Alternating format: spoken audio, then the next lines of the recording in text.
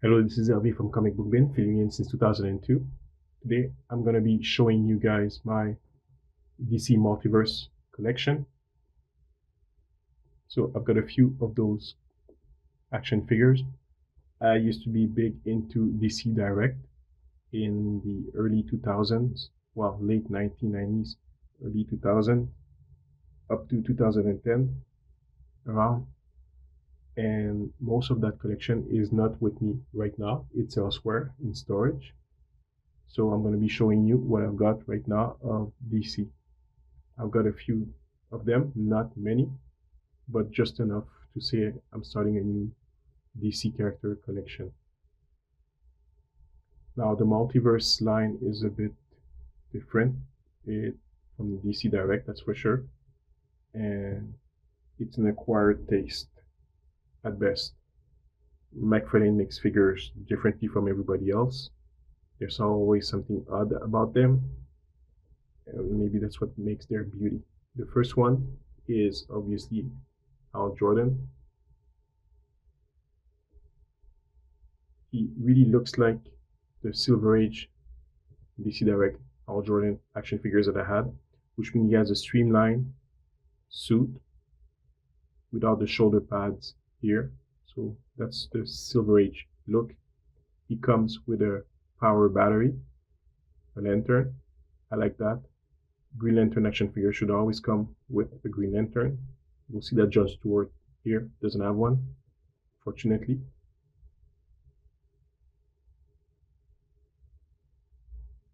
It's got the classic clean cut for Hal Jordan. And if you want, you can give him some power effect also. But this one doesn't stay on his arm easily. But you can have your Green Lantern and power battery moment if you want.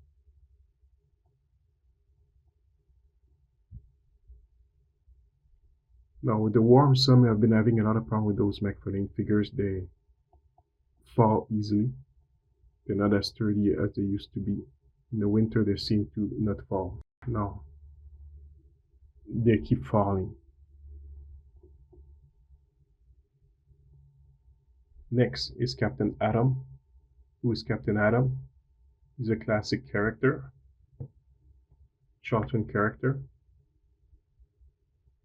This guy should be as powerful as Superman, but he's always a beating boy for everybody.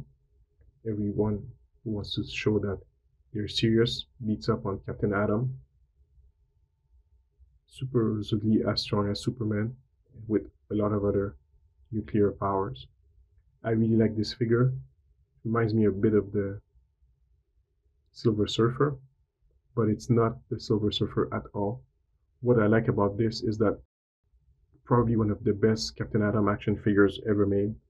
The other action figure that I've got from Captain Atom is the Public Enemy Batman Superman action figures, except they were done in the Ed McGuinness style.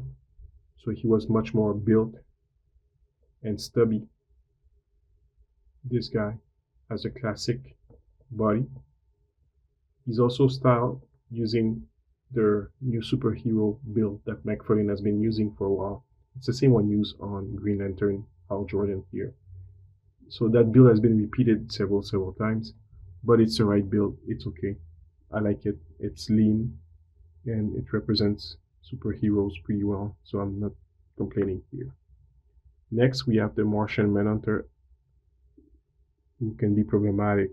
Well, there's a lot of issues with him. Now, I like the Martian Manhunter. He's one of my favorite, and the version that's here is not the classic suited version. If I had known that they had the classic Martian Manhunter, I would have bought that one instead. This is the more contemporary uniform. The main problem with this figure is its scale. It is way too small compared to the other DC characters. If you look, you can see that he's not very tall. The Martian Manhunter should be taller than most other DC characters. He should be 7 feet high. whereas most of them would be 6 at the 6 something. He should always tower over everybody.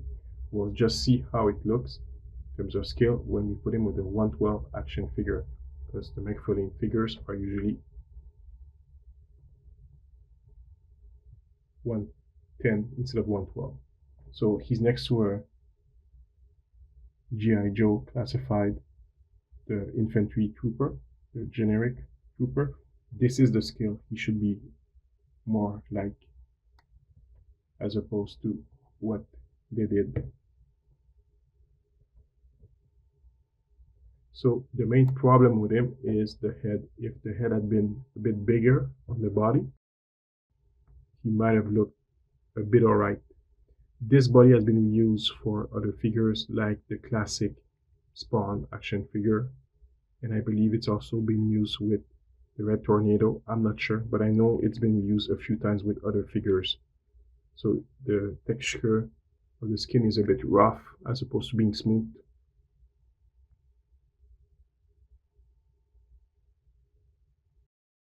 So the head is really too small, too short, and that's the main problem with this guy.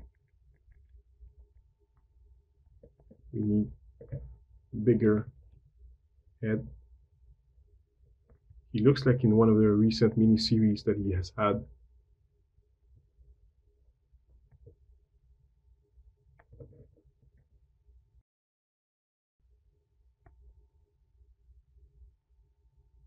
So I'm just going to put him back here. So that's the Martian Manhunter. Next we have Aquaman. So this is the original Aquaman. This is not the one with the new head, but what I did is that I took a Flash Gordon head and I replaced it. For me, the body is the best one. The styling is the best one. It doesn't have the black trunk. It has a green trunk. That's good enough. And this is a Flash Gordon head. I will have to drill a bit more inside this head so it can be a bit more lowered, but I think it's a perfect head for Aquaman. He has just a classic look. The reason I prefer this Aquaman build, well, this version of it's the same build but the styling, is because it's gold as opposed to plain yellow. So gold is actually better looking on him.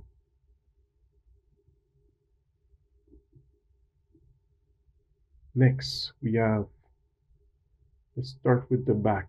Let's start with the Flash here. We have Jay Garrick the Flash. He has gaudy and bright colors, but he's a golden age character, so that should be good enough. The one problem with him is that his head is too small.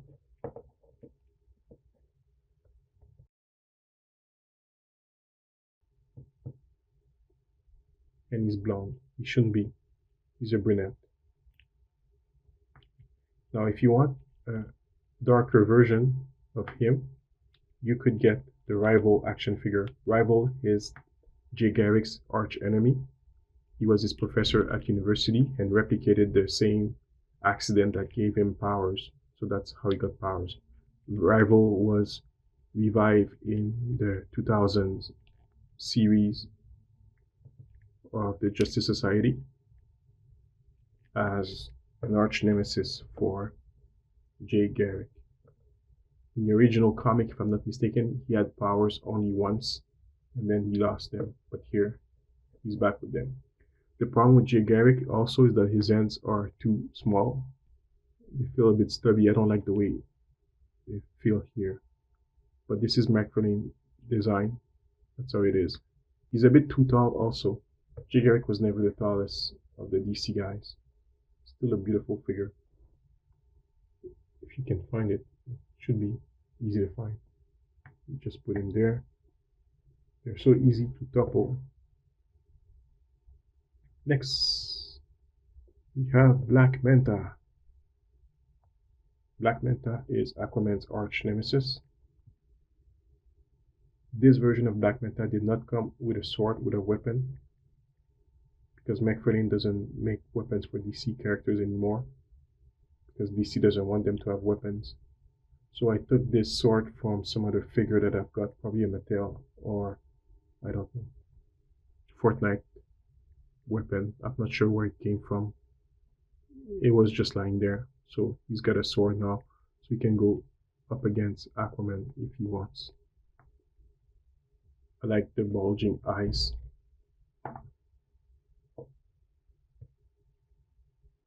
And the fire effects here, allowing him to swim faster. This is Black Manta. Another classic character. He's the only villain I've got. Maybe I should be getting myself Sportsmaster to add to my villain stable here. Let's try John Stewart Green Lantern. John Stewart Green Lantern. This is the first one, not the one that came recently. So the styling, the body, the build is not the standard superhero one. But what I like about this build is that it's got all these lines in his body. This is what I would expect from John Stewart as opposed to Hal Jordan. So more detailing. He came with effects, which I find very cheap. Backpack for his minigun. Now the minigun is a gold sculpt, and I think if it was repainted I could reuse it for a G.I. Joe classified set. It's got this kind of armor thing, which I kept on him. I like this figure, the build, but he's not very solid. He likes to fall all the time. But this is John Stewart, classic Green Lantern character. Next, we have Alan Scott. Alan Scott is one of my favorites. Alan Scott is the original Green Lantern, the Golden Age Green Lantern. They gave him lighter green lantern and power effects, and that's good. In the Justice League cartoon from the 2000, the character that was a stand-in for Green Lantern, the Golden Age Green Lantern, also had lighter green shades for his construct. I really like this figure. I prefer this version. This version also has the green glow from the inner cape. There's a version of that McFarlane did that has the whole green painted applied. I'd rather have the natural green as opposed to something painted over.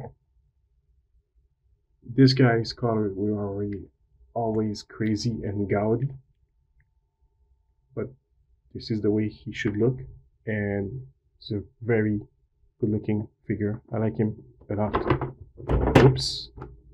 Happens all the time with those guys. They keep falling.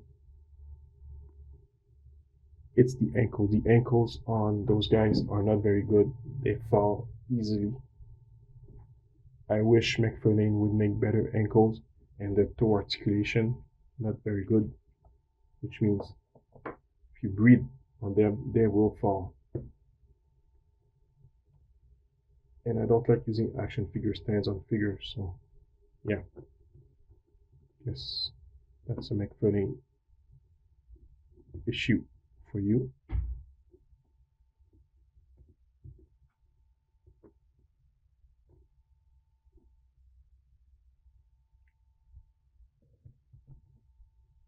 None of them can stand up easily. It's not normal. You breathe on them, they fall. Now the guy I really wanted to reach is this Superman action figure. This was my first Superman from the McFarlane line. The colors are off. I don't like the colors. Too dark. It's like a gray bluish tint. Not nice. It's not the best figure. You could make him into a Bizarro or something else. Maybe that would work. That would give him some purpose. Now that I've got this guy is great. He's a classic Superman. It's the same exact body, same build, different color, brighter color, and a nice smile. Of course, I prefer this Superman, and he looks good on an action figure stand. Also, they're gonna fall again. You can tell Martian Manhunter doesn't want to stand up. So this Superman has big hands, both of them. They have gigantic hands. That's McFarlane again. It's an acquired taste, like I mentioned.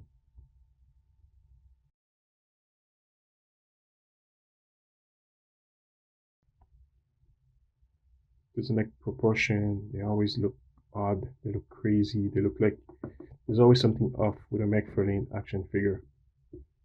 Fortunately. Finally, we've got Hawkman. Let's hope no one falls. Now, I like Hawkman. The wings don't have articulation, like the Angel action figure that was released by Hasbro, the Marvel Legend line earlier this year. So there's one thing I wanted to do with this Hawkman. He's almost perfect and he reminds me of the superpower Hawkman I had as a kid. Gracious, nice. I like him. This is the kind of guy that can take on Wolverine. He's actually the Justice League's Wolverine. One thing that I found a bit boring with him is that he was lacking weapons. Hawkman should always have a lot of weapons on him. So I did find a shield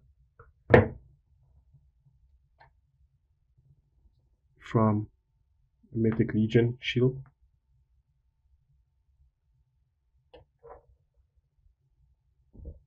That I can use, but the problem with Hawkman is that he only has one open hand,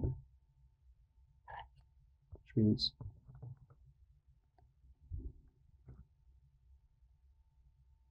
you can only pick up his shield like that. If he does that, he can't use his mace. So if Hawkman uses his shield, he can't use his mace over here. So how do we fix that? Is what I did, or I'm about to do. I've got an extra hand here. I don't know if it's from Captain Atom or the classic Spawn. The hand is a bit too small and it's red.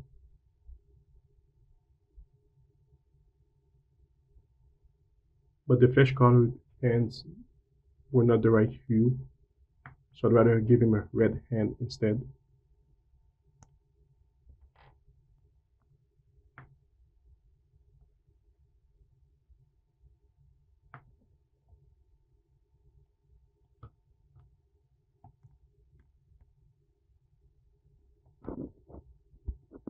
Like this. It doesn't matter. There is red on his uniform, so it fits. So you can take the mace, put it back,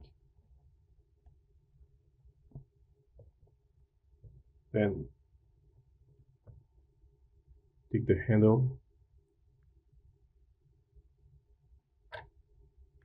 put the shield back,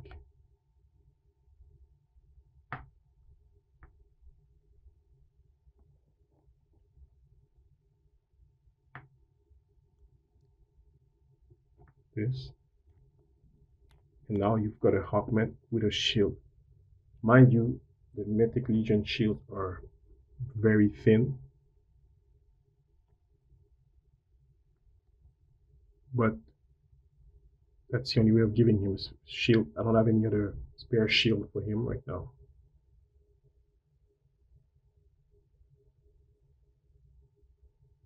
Now that's Hawkman. He looks much better this way. Of course, put him on a flight. stand. I wish McFarlane would make flight stand as a default thing, as opposed to the regular flight stand that they gave us, or even those card plastic tray with a trading card that is useless, or what they call the NFT toys. These things are useless and they just go to garbage for us. This is much better, a flight stand.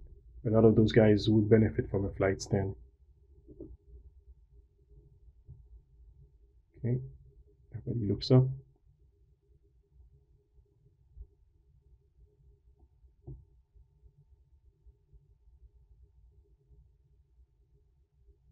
A good family shot.